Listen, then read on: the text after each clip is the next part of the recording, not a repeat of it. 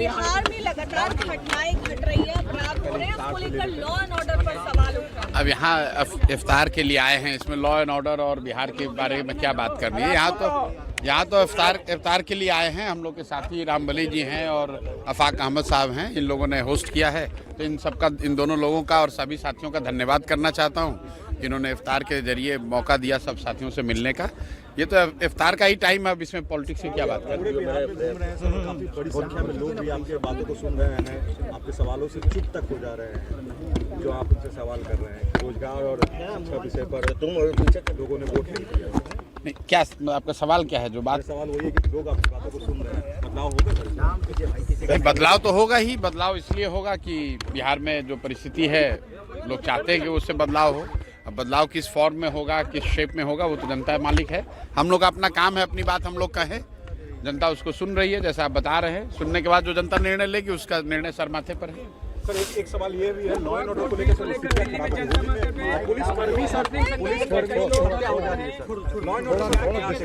पुलिसकर्मी भी सुरक्षित नहीं है, जनता को सुरक्षा देने वाले लोग शांत रहिए तब ना। ये सवाल तो आपको नीतीश जी से पूछना चाहिए। और लॉ एंड ऑर्डर की स्थिति 2017 के बाद से बिहार में उत्तरोत्तर बिगड़ती गई है और मैं उसके लिए बहुत हद तक शराबबंदी को दोषी मानता हूं। शराबबंदी की वजह से प्रशासन का, लॉ एंड ऑर्डर एजेंसी का एक बड़ा हिस्सा सिर्फ शराबबंदी लागू करने, उसको छुपाने, चलाने में लगा हुआ है और कहीं ना कहीं उसका दुष्परिणाम देखने को मिल रहा है। भाई हम तो रमजान में करीब हर दिन कहीं ना कहीं इफ्तार में जाते हैं। आज आप लोग पहली बार यहाँ पर देख रहे हैं क्योंकि पटना में ये हो रहा है। बाकी मैं जब दौरे पर भी रहता हूँ तो हर दिन इफ्तार के लिए जाते हैं। इफ्तार से क्या संदेश जाएगा? इफ्तार से संदेश सामाजिक सद्भाव का जाएगा, आपसी भाईचारे का जाएगा। ये रमजान का पवित्र महीना है और मुस्लिम साथियों के द्वारा जो ये किया जा रहा है, हम लोग शुक्रगुजार है कि लोगों ने हम लोग को भी बुलाया है, उसमें हम लोग शामिल होने सर, वक्फ बोर्ड बिल को लेकर के दिल्ली में मुस्लिम समुदाय के कई लोग धरने पर हैं, कैसे देखते हैं सर? वक्फ बोर्ड को लेकर हम जनसुराज की, प्रशांत किशोर की बिल्कुल हम लोग की स्पष्ट बात है। हम लोग इस जो कानून बना है उसके विरोध में हैं और चूंकि पार्लियामेंट में जो नंबर है उसमें तो लोग विरोध कर ही रहे हैं। मेरा मानना है कि ये लड़ाई जो है वो सड़क पर लड़ी जानी चाहिए, लोकतांत्रिक तरीके से लड़ी जानी चाहिए। वक्त का जो मामला है, देश में 20 करोड़ मुसलमानों की भावनाओं को, उनके इच्छा, उनकी सहमति के बगैर आप कानून नहीं बना सकते हैं।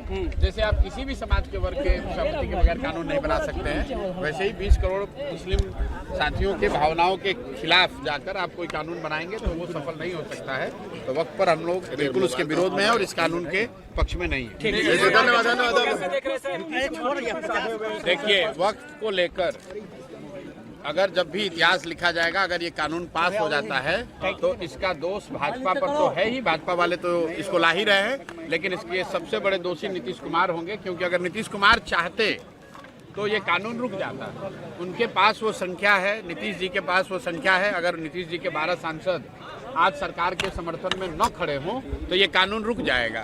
तो मैं अभी भी नीतीश जी के साथियों से उनको आग्रह करूंगा कि आप भाजपा पर दबाव बनाइए, ये कहिए कि कम से कम इस कानून पर हम लोग आपके साथ नहीं हैं। और जितने मुस्लिम साथी जुड़े हुए हैं, आज भी जुड़े हुए हैं जदयू में, उनसे भी कहूंगा कि आप लोग नीतीश जी से, अपने दल के नेता से ये बात कहिए कि आज भी अगर आप समर्थन नहीं करेंगे तो वक्त का कानून रुक सकता है।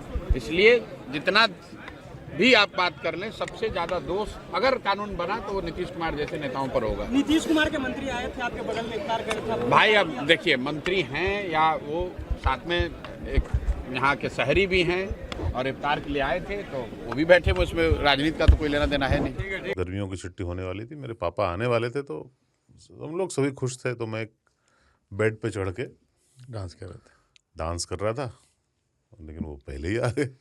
प्लीज